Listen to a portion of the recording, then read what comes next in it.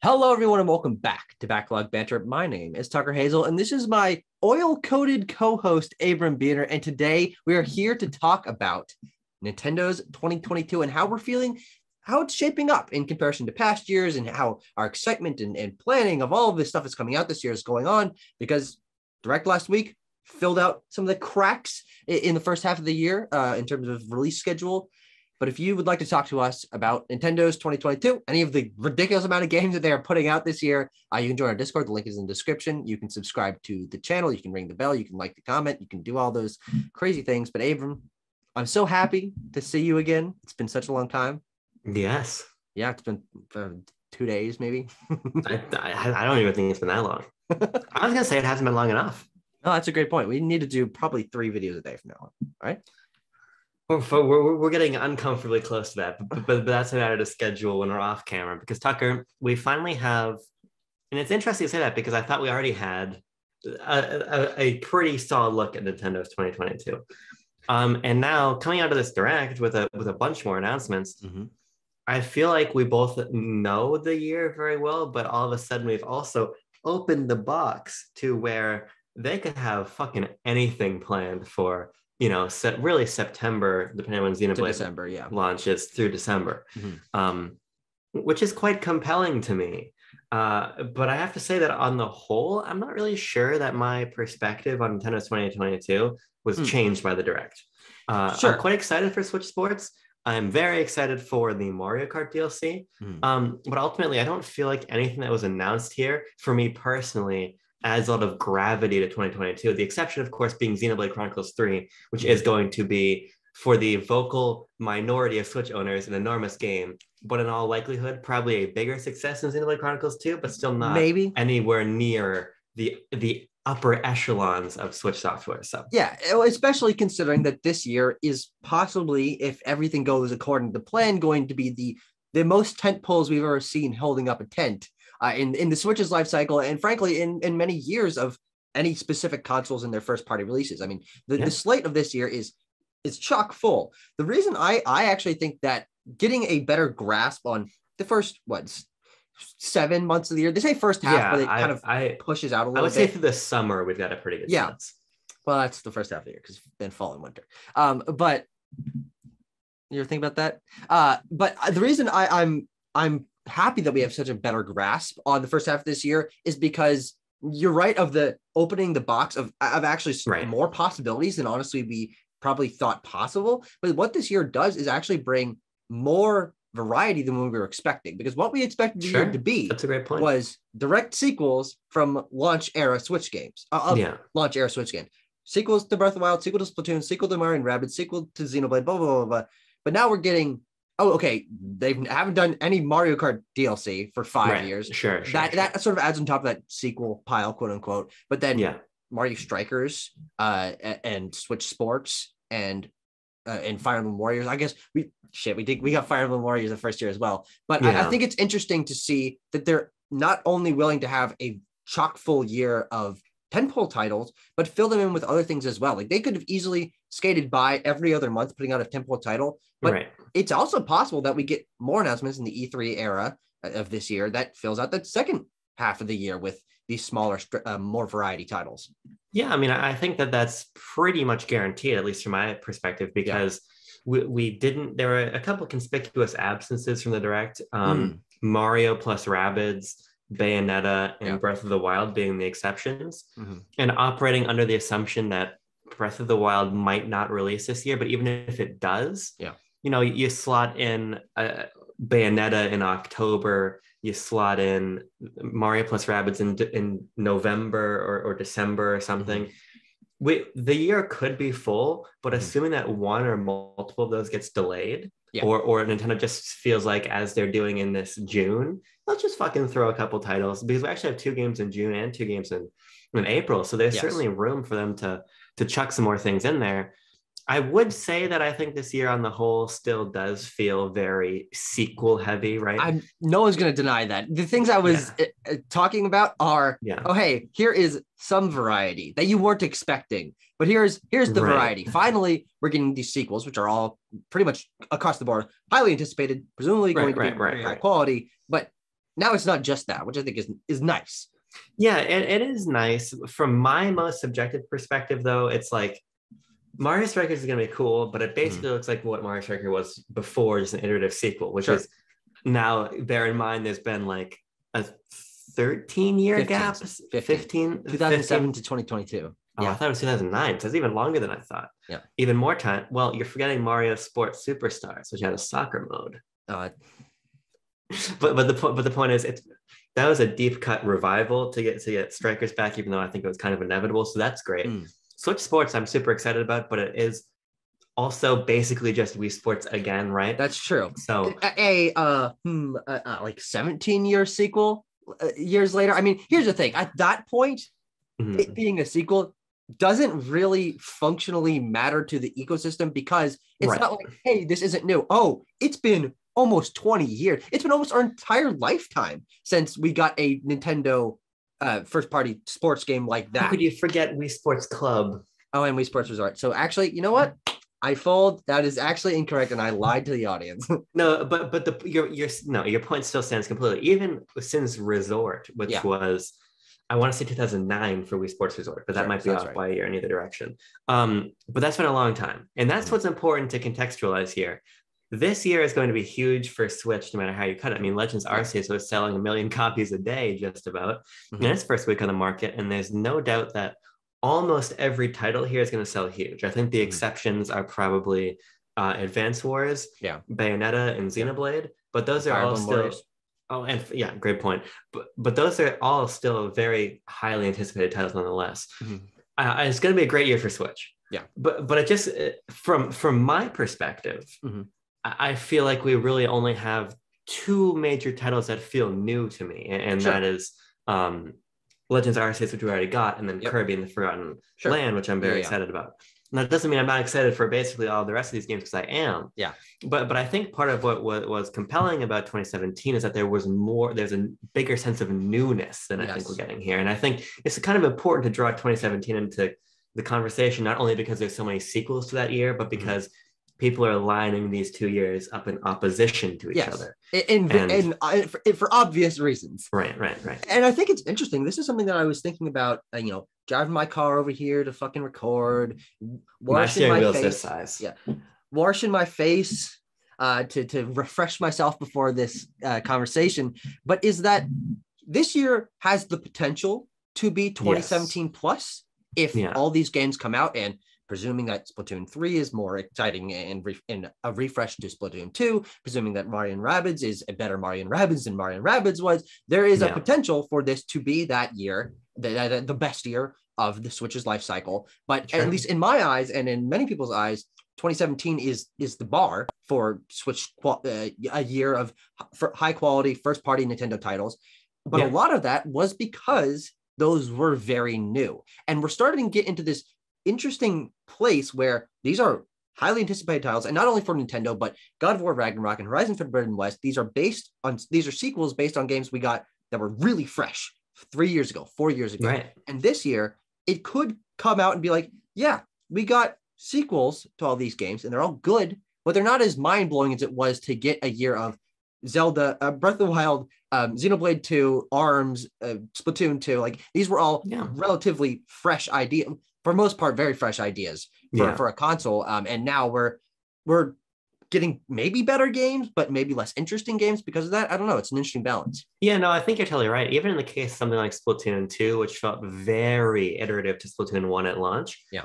It still was the second Splatoon game, right? Yeah. The first on Switch. Oh, shit. Splatoon is going to be a franchise. Right. Yeah. I think that this year basically has no choice but to be better than 2017, unless a lot of the games end up falling flat. And I don't think that's probably going to be the case. Yeah. There's no great Mario Odyssey analog this year. Yeah. People are saying Kirby and the Forgotten Lands. I don't really think that's true, even though they seem to be running on something of a comparable engine. But you got Pokemon Legends Arceus, which even though I'm kind of mixed on, I'm certainly in the shell minority there. Yeah. So I don't really think that quality is going to be the issue. I just think that from my perspective as a longtime Nintendo fan, I want a little bit more of that newness than we might be getting, even though I'm super excited to have another casual sports game that I can play with my girlfriend and my sister. And I'm really excited to finally try Advance Wars and X and Y and Z. But at the same time, I keep my Wii U hooked up to my TV at all times. Yeah. So if I want to play Wii Sports Resort, I can jump in there. I can play Mario Strikers Charge right there if I want to. Also, it's sort of the thing of like, for me personally, the most subjective level, I'm very excited for sequels to some of these games that I absolutely adore, like Splatoon 3. And I'm excited for the occasional brand new thing or the thing that's new to me. Mm-hmm. But it just feels like this is certainly a year for other people in a way. Well, I think the interesting thing is it's a year for most people. Your experience here is one of someone who has played basically every game Nintendo has published in the last 15 years. And what they're drawing from here is experiences that people really liked. Okay, let's build on those. Let's give them a little bit more. Let's reutilize these engines, keep these teams working on things, let it polish up, let it have a little more room, time in the oven, and release them. And presuming that they're all high quality, be one of the highest acclaimed years of the Switch, one of the most prolific in terms of sales, in terms of amount of titles published. This year is going to be big across the board. I think it's interesting for me as a person who is in a similar boat to you, but I don't have experience with all of these franchises. I'm able to gather, grasp a little bit more intrigue out of these, but I also want to throw our minds back about 1 year to where you were completely on the opposite side of the coin, with 2021 being one of you said it was going to be one of the best years of the Switch life cycle. Not true at all. I think pretty much that categorically fell through, not because the lineup didn't look interesting when we were talking about that in April of last year, but because a lot of those games came out and they were like, oh, this was what they wanted to put out because they weren't ready to put out the other things. And the majority of them fell flat. And it felt like they were pushed out to just bide time for this year to happen. And I think it's interesting that we go pretty much 180 of amount of titles, scope of titles, presuming that they all had an extra gear in the oven, will all be more polished, will be larger scale, will be higher quality. So I don't know. I think it's interesting to be talking to you, Abram Buhner, the one man who doesn't see this as the most hyped year of Nintendo Switch's history, because you bring an interesting perspective to it. Yeah, no, and again, I don't think that by any stretch of the imagination this is a bad year. It's actually, believe it or not, I think on when you take a step back, it probably is almost objectively the biggest year since 2017 for Nintendo. I think you can make an argument for like Smash Ultimate being more important than almost all of the games released in this year. Mm-hmm. So I think that by some metrics, there are more important games that were released in the past, but ultimately, like, who really cares? Because Breath of the Wild 2 by itself, for people without taste, is an incredible game to release in 2022. I'm kidding. I'm joking. But no, I definitely come from the perspective of really wanting fresh things from Nintendo. Yeah. And I just don't necessarily know if we're going to get freshness this year, but we're going to get quality. Yeah. And I think Nintendo's at their best when they give us both. Mm-hmm. But having one, if you have to only choose one, maybe take the quality route. Yeah. Because I love ARMS conceptually, you love an execution, but at launch, I was in that game in a weekend, right? So if I can confidently get a humongous Breath of the Wild 2 sequel that does not reinvent the wheel even one iota, but is still a 9.5 in terms of quality, well, then that's big. It's just that I prefer a little bit more experimentation. The jury's out if I'm going to get that or not. Yeah, and it's interesting to think about the fact that they have now shown that there is room in this tentpole filled year to fill in the cracks with things that weren't expected. I mean, if you had... frankly, none of us would have called that they were going to do a Wii Sports sequel. We thought that idea would be... I expected it. The one man who thought there was going to be a Wii Sports sequel. There could be, as we were saying initially, there could be a fill-in of the cracks in this last half of the year that does bring some of what you're wanting. I don't know if... I don't think it's likely. And what I think is even less likely is that it meets your bar of expectation or of interest of, okay, these are fresh ideas for you, especially because you are a niche Nintendo I'm hard to please. That's just the truth about it. That's everyone's always told me that. But I do think there is a world out there, a parallel universe, and it might be the one that we're in which this year of quality and quantity boom, kicks off. Again, we're talking about this as sort of a refresh to the Switch's life cycle. Fucking Nintendo saying that we're halfway through the Switch's life cycle gives me a little bit of pause. I think that's a little bit worrisome. I just don't think it's true. Yeah, I don't That's either. my thing. I don't either. Yeah. But what I'm trying to get at is I do think that there's a possibility that this expands the Switch's ecosystem even more. It gives us a huge library of quality titles that aren't necessarily refreshing. That gives us the space in 2023 to get what you're wanting. I don't know if that's, it's obviously not confirmed. I don't think we don't have any titles confirmed for 2023, but I think it's possible.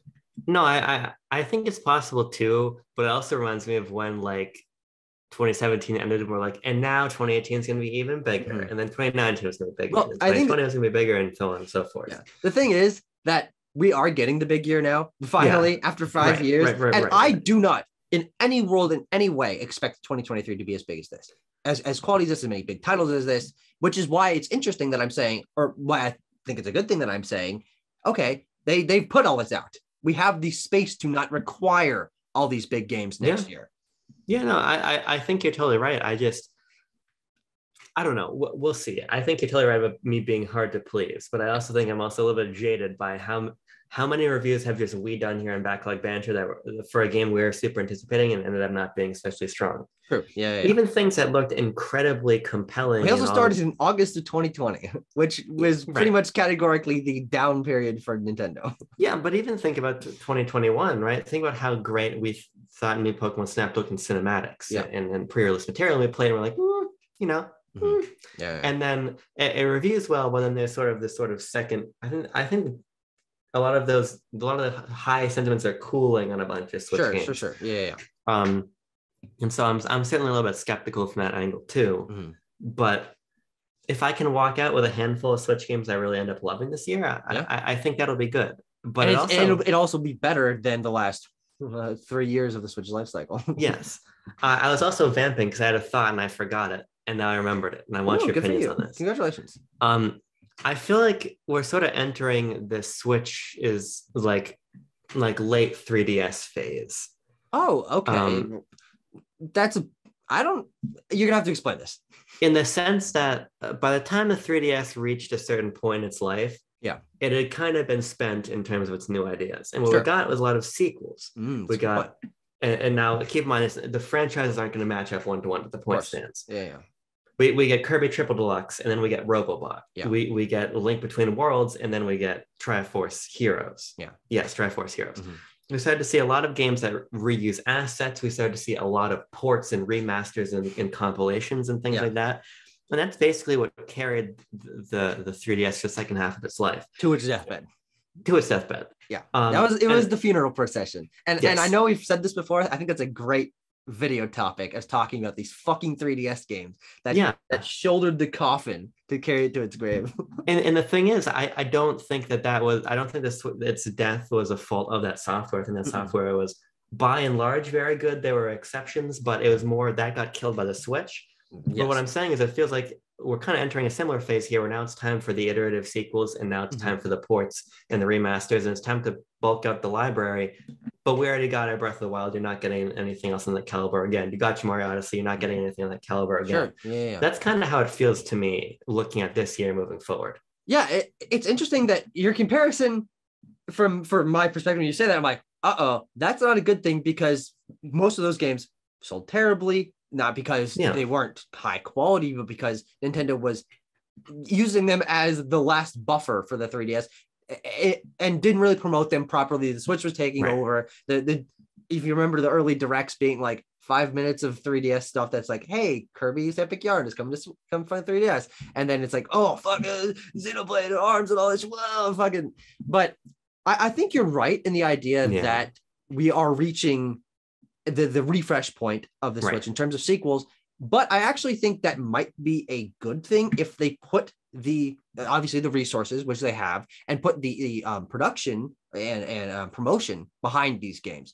This will be not the death crawl of the Switch, but a refresh because we don't have even rumors of their next console on the horizon to crush this, and I think it'll actually be for the majority of players.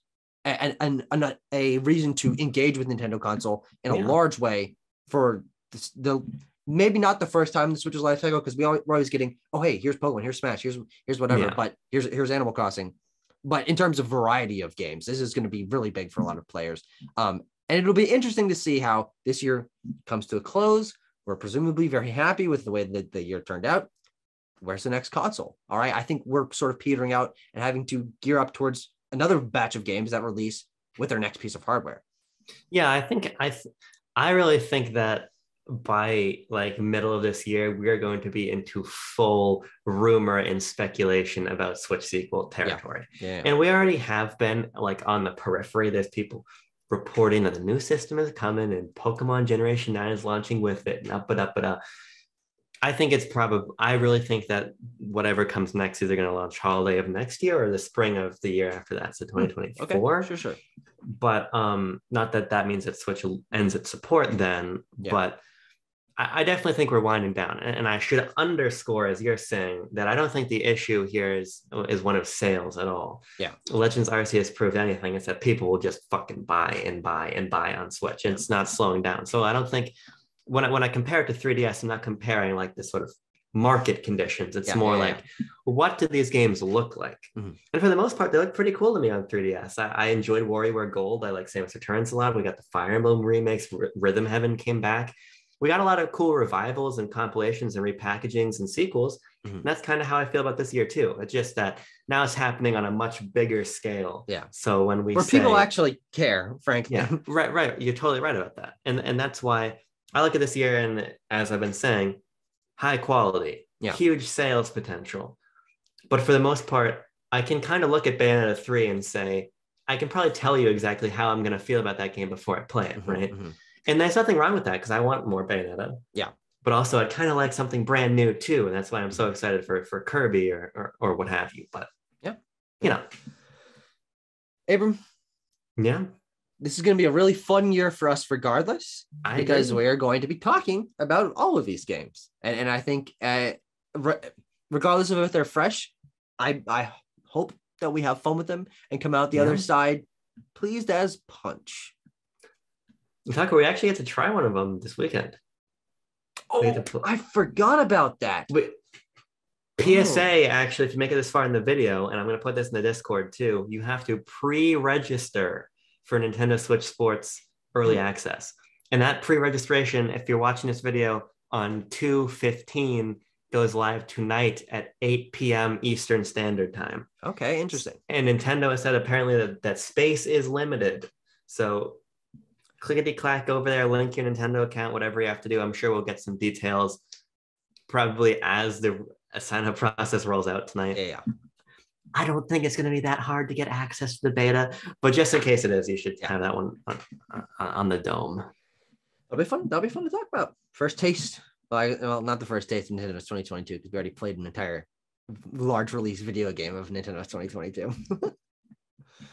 Did we? Yeah, I think so.